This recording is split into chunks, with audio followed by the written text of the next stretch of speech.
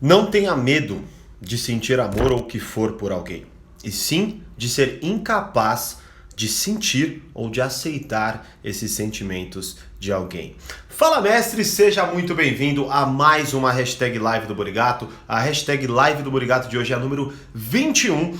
E lembrando, né, hoje eu vou explorar esse texto aqui do medo do afeto, medo do amor. O link tá aqui abaixo caso você esteja assistindo gravada. E também, se você quiser participar ao vivo comigo, poder fazer perguntas e tudo mais, participe do meu canal do Telegram, link tá aqui abaixo, onde eu aviso vocês sempre que eu vou entrar ao vivo e também falo de qual texto vou abordar para vocês postarem as suas perguntas, beleza? Essa live eu fiz ontem, né? Hoje é segunda, fiz ontem, mas me ligaram no meio da live, eu fui muito burro, não coloquei em modo avião e aí eu perdi a live, então estou refazendo aqui para que todo mundo possa participar e assistir este conteúdo, beleza? Então nada mais justo do que você que está assistindo gravado, dá um like, deixa o seu comentário para eu saber se você curtiu, beleza? Vamos lá então, vamos explorar esse texto. Ah, e detalhe, né? Quem tá ao vivo comigo, já tô vendo que tem uma galera, pode fazer perguntas no final, se vai dar tempo, mas no final eu respondo a que tiver aí nos comentários, beleza?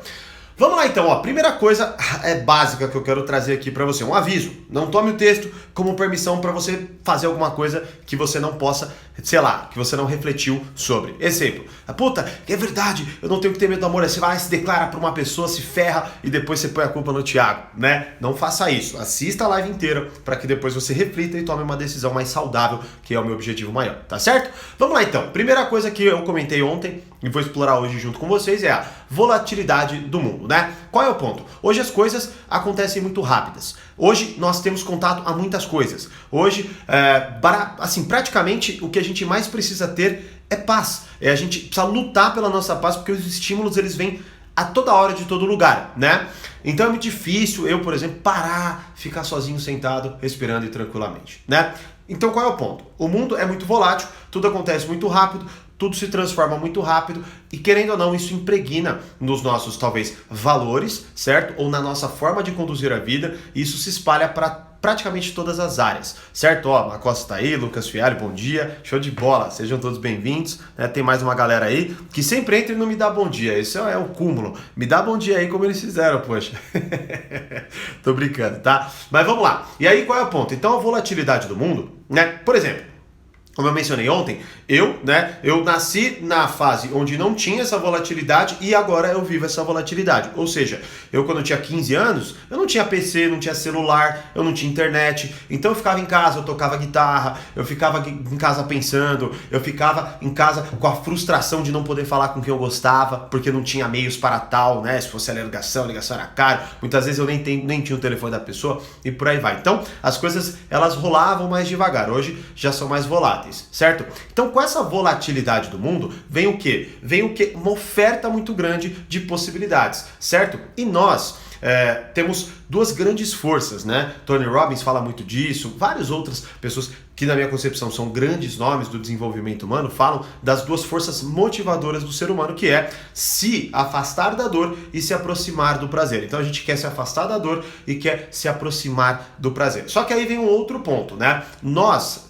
temos mais força de vontade para se afastar da dor do que para se aproximar do prazer. Ou seja, é um pouco do... Até se você pegar para ficar fácil, é um pouco da grana, do investimento talvez, né? A gente muitas vezes tem mais receio, sei lá, seja de investir ou de alguma coisa. Por exemplo, vou pegar um exemplo mais básico. A gente sofre mais por ter perdido R$1.000 do que por ter deixado de ganhar R$1.000. Ou seja, a força de se afastar da dor é maior, né? A gente quer mais evitar a perda do que ir em busca do prazer em si. Lá aí, como isso se conecta com as possibilidades? Como a gente tem muitas possibilidades, muitas vezes a gente pode estar num relacionamento e pelas diversas possibilidades, pelas diversas tentações, na nossa cabeça fica assim...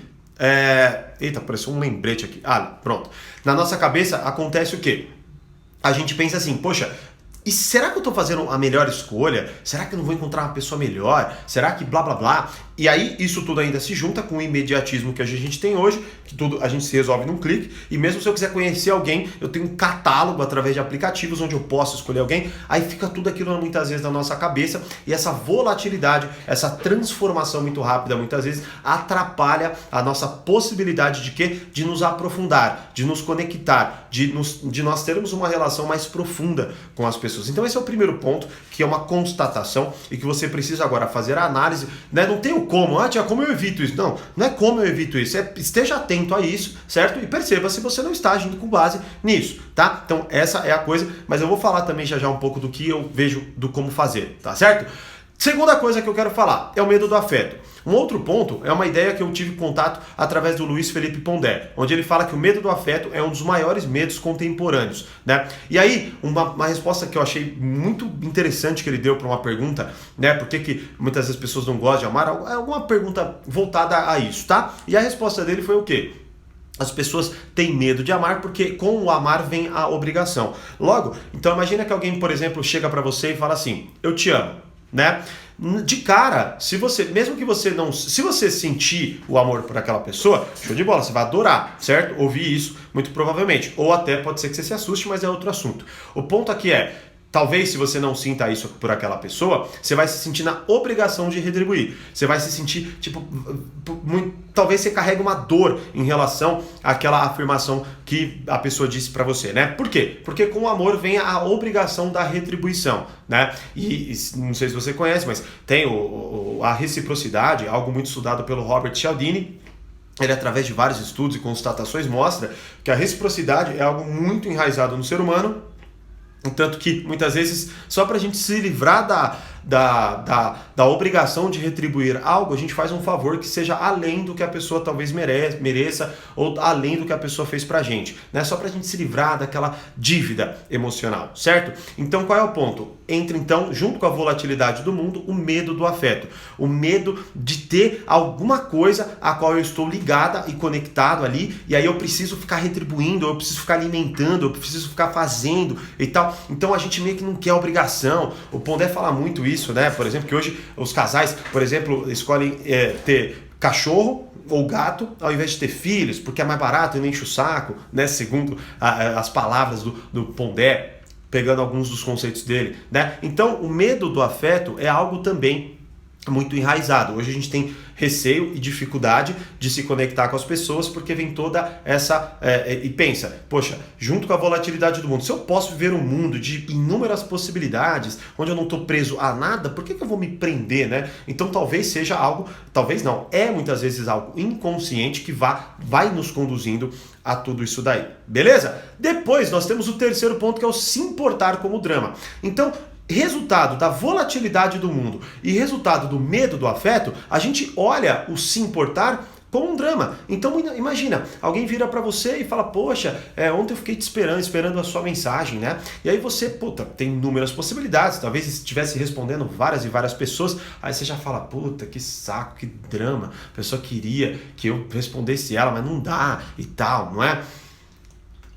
Ou seja, a gente começa a atribuir atitudes de se importar, porque, poxa, imagina, a pessoa tá querendo dizer ali, isso analisando de forma bem superficial, tá querendo dizer que ela queria ter visto sua mensagem, que ela queria que você respondesse e tudo mais, certo? Aí você já, que saco, tá vendo? Aí isso já se conecta com os dois pontos no termo prático, que é, muitas vezes o medo de se entregar gera eu olhar qualquer atitude.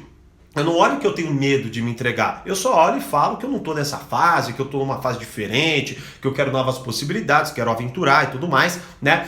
Aí eu julgo a atitude de quem se importa comigo como drama. Por quê? Porque a volatilidade do mundo me permite fazer isso, né? Então olha só como todos eles se conectam e como eles todos influenciam uma atitude talvez, né? Então não é que uma hora acontece uma coisa, outra hora acontece outra. Não, os três se conectam e os três fazem com que a gente haja com base nessas premissas, né? Agora entra um ponto crucial, que é o do que fazer. Imagine, se tudo que eu acabei de falar, não é algo que, primeiro, não é algo que eu estou inventando, tá? Para começo de conversa. Segundo, é uma constatação empírica. Se você parar, olhar para suas próprias atitudes e para as atitudes dos seus amigos, para a fala dos seus amigos e tudo mais, você vai constatar exatamente esses três pontos aqui, tá? Que poderiam ser, assim, muito mais, mas eu filtrei para pegar os mais, na minha concepção, importantes para o nosso tema, certo?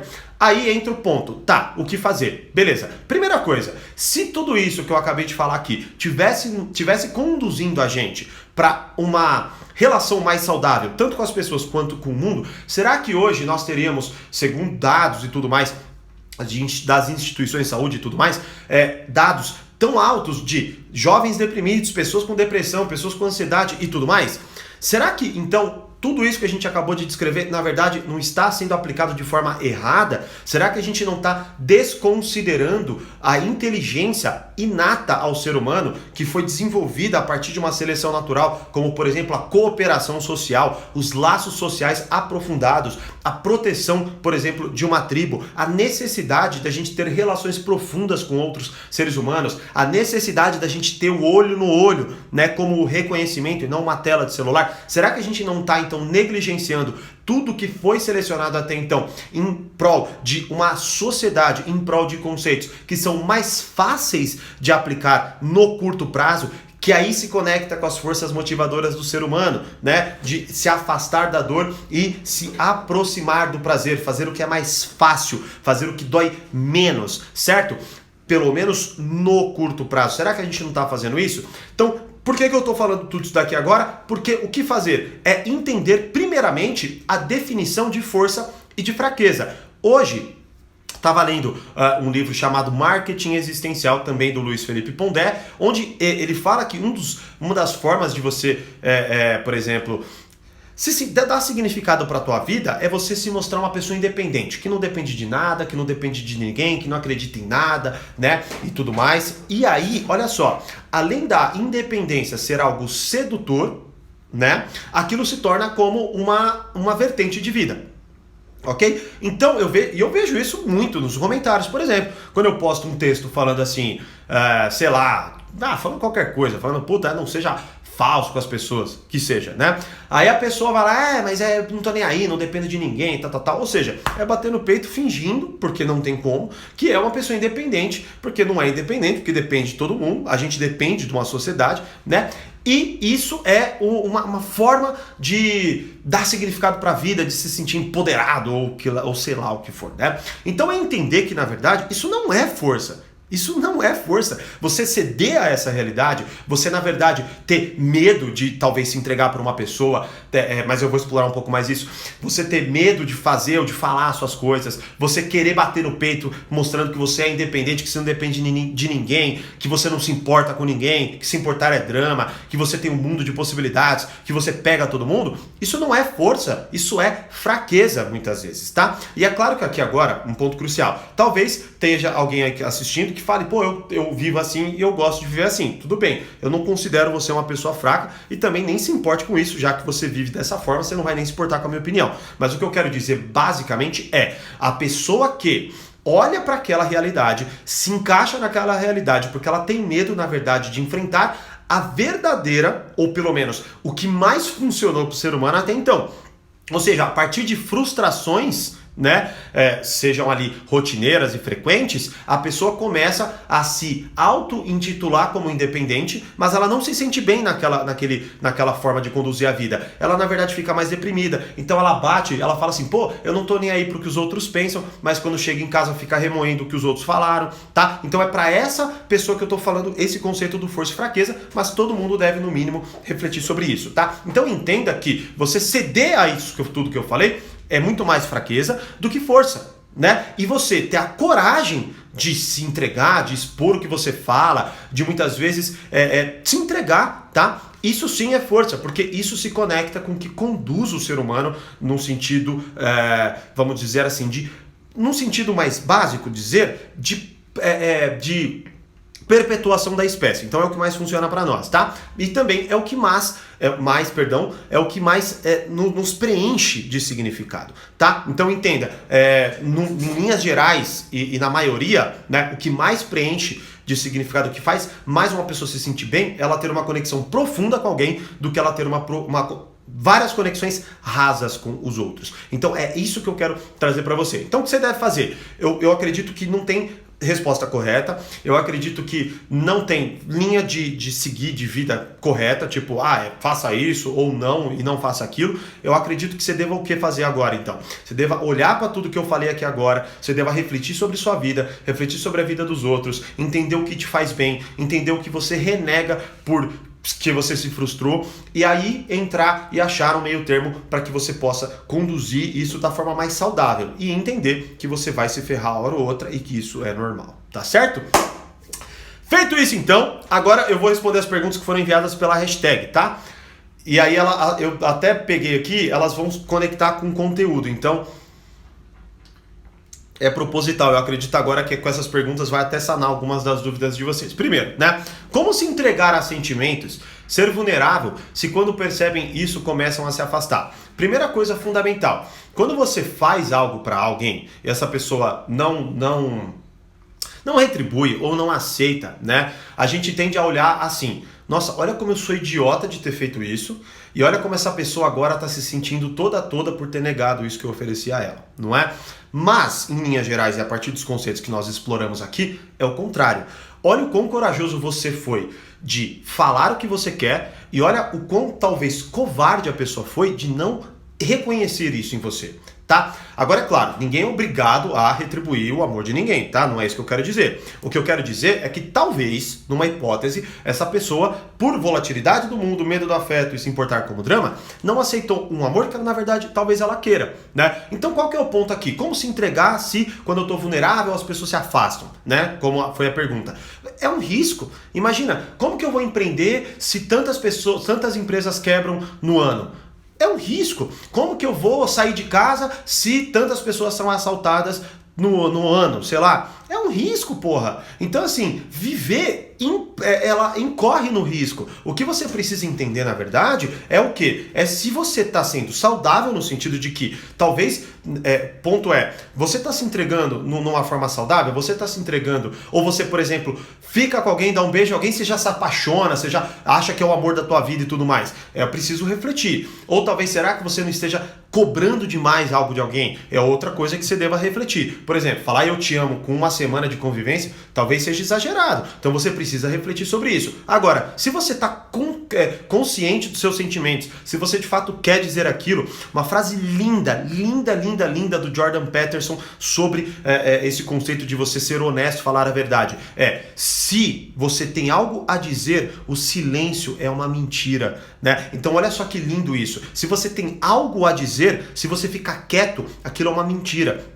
Que seja uma mentira para com você mesmo, né? Então a ideia entenda, a vulnerabilidade e o risco, eles são intrínsecos à arte de viver, não é? A questão nós precisamos entender que por mais que o mundo tem tanta informação, mas as informações elas não negam o sofrimento, elas não eliminam a possibilidade de coisas darem errado, né? Então faça essa análise para ver se você não está se entregando rápido e de forma excessiva, tá? Mas que também você está sendo honesta com os seus sentimentos, certo?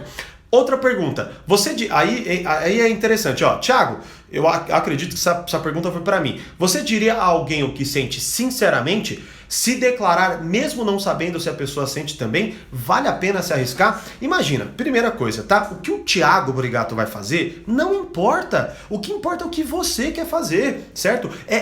Porque assim, imagina, você pode olhar e falar, puto, o Thiago faria tal coisa. Mas, velho, eu sou outra pessoa, eu tô em outras circunstâncias, eu tô em outros relacionamentos. Imagina, se eu viro pra você e falar assim, sim, eu me abriria e tal. Mas você sabe qual relação eu tenho com a pessoa que eu tô falando isso? Você sabe o quanto essa pessoa já se entregou a mim e eu já me entreguei a ela, ou minha linha de raciocínio? Então, qual que é o ponto aqui que eu quero dizer, tá? Não porque eu vou responder até o que eu faria, tá? Mas o que eu quero te mostrar é que a gente muitas vezes quer eliminar a responsabilidade das decisões. Então a gente quer contar pra alguém e falar assim, e aí, o que você faria no meu lugar? E aí a pessoa fala, aí eu faço o que ela faria. Por quê? Porque daí se der errado, pelo menos a ideia não foi minha, não é? Então assim, primeiro, assuma a responsabilidade pelas suas decisões e tome-as e faça-as a partir do que você acha correto, não a partir do que o outro faria, tá bom? Agora, o ponto Thiago, você se declararia sinceramente, mesmo não sabendo se a pessoa sente também, e vale a pena arriscar? Primeira coisa, como que eu vou viver algo algum dia se em determinado momento eu não me arriscar e dizer o que eu acho, ou o que eu penso, ou o que eu quero?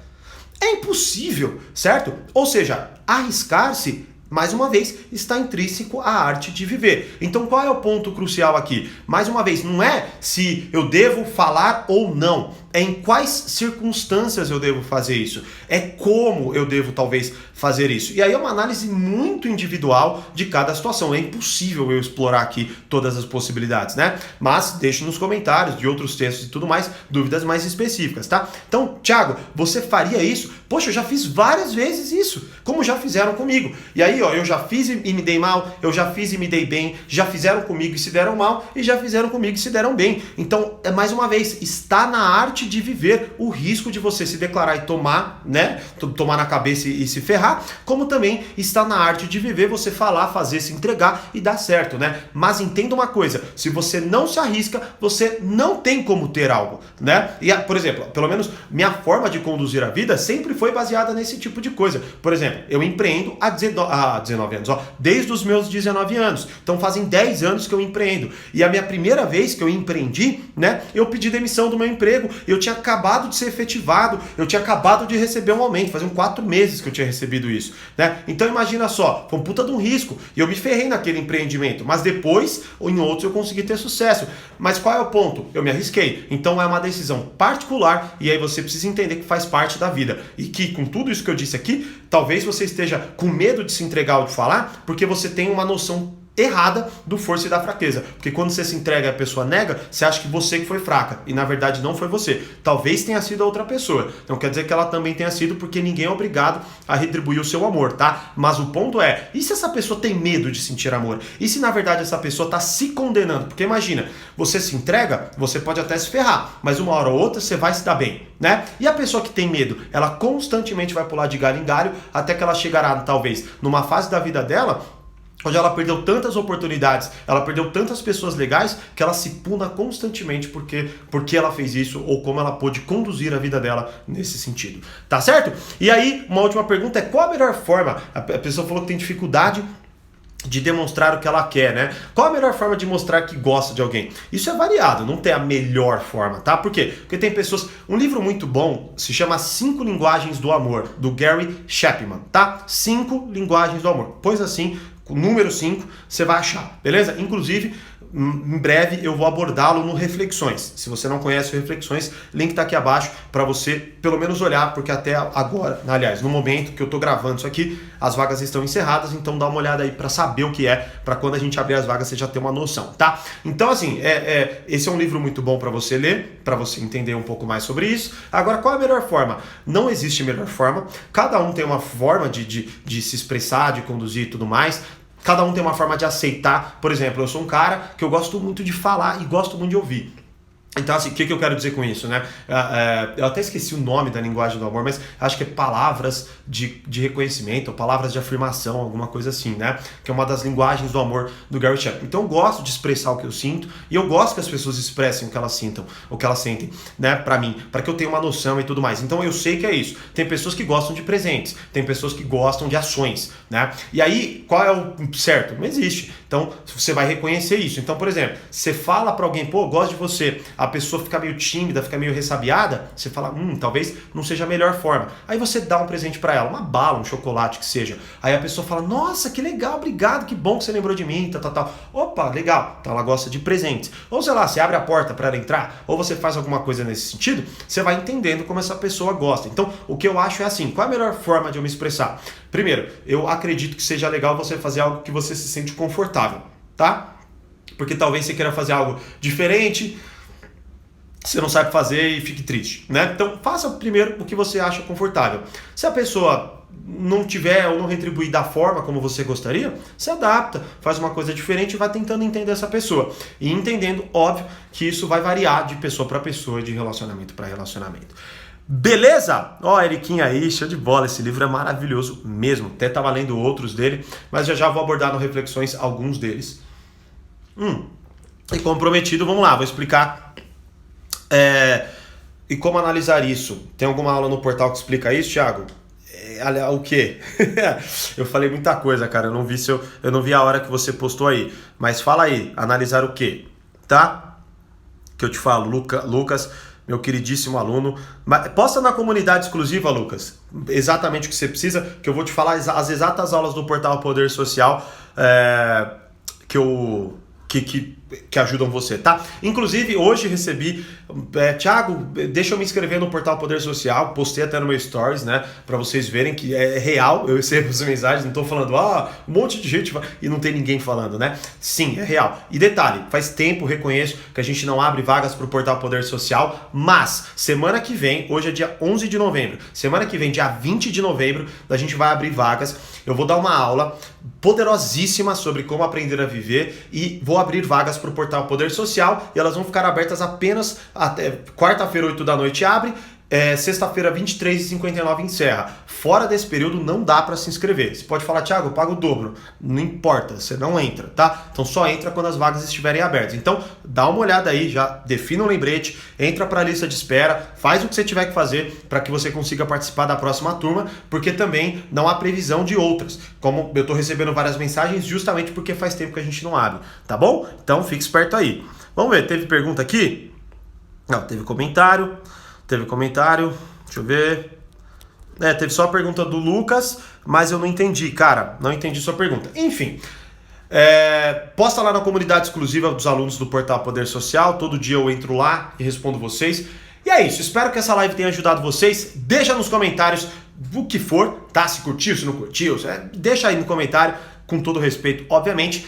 E quer participar das próximas lives ao vivo aqui comigo, entre no Telegram, e é isso. Como eu sempre digo, mais poder, mais controle, grande abraço e até a próxima. Analisar a hora certa de você falar para a pessoa que você gosta. Não tem hora certa, cara. Analisar se vale a pena o risco ou não. Não dá para saber isso, velho. Não dá. Ponha na cabeça isso, tá? Qual é o ponto? Não existe. Qual é a hora certa? Um mês depois ou 2... Sabe por que eu tô falando isso pra você? Porque eu já pensei, eu já tentei achar a resposta para isso. Não tem, cara. O que mais... Agora vamos lá. Seguinte, Lucas, você vai fazer o seguinte, você vai assistir a aula do Portal Poder Social chamada Como Interpretar as pessoas. Lá eu explico sinal por sinal, o que muitas vezes significa cada sinal. Eu explico, você vai aprender a ler e compreender muito mais as pessoas. Assista essa aula, tá? Aí o que vai acontecer? Você, com o conteúdo dessa aula e com a prática dessa aula, o que vai começar a acontecer? Você vai começar a identificar e entender melhor os sinais das pessoas.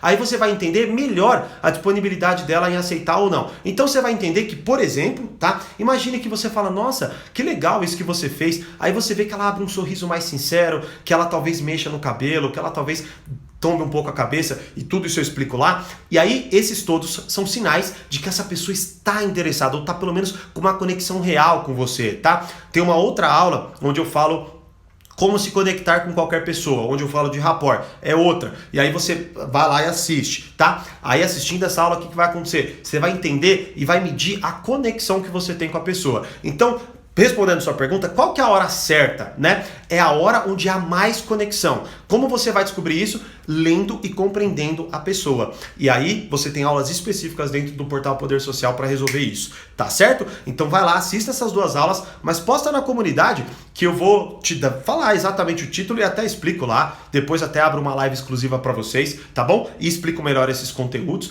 tá bom? Mas o ponto é esse. A ideia é focar. Quando tem conexão, quando tiver conexão, é onde você vai focar. E talvez, mas aí é onde entra, né? Vai ser um risco de qualquer forma. E entenda também, o não necessariamente é um não. O não é eu quero saber se é legal, eu quero saber quais são as suas reais intenções. Muitas vezes o não é só um tipo, tô com medo de me entregar. E talvez você precise explorar um pouco mais isso com ela. Mas vai lá na comunidade, posta lá, que eu tô lá para ajudar vocês. E lá vai ficar muito mais fácil. Beleza, Lucas? Certo? Então, tamo junto. Como entrar no Telegram, link tá aqui abaixo, clicou, entrou. É simples assim. Como eu sempre digo, mais poder, mais controle. Grande abraço. Espero sua mensagem lá na comunidade, Lucas. Certo? Tamo junto. Até mais.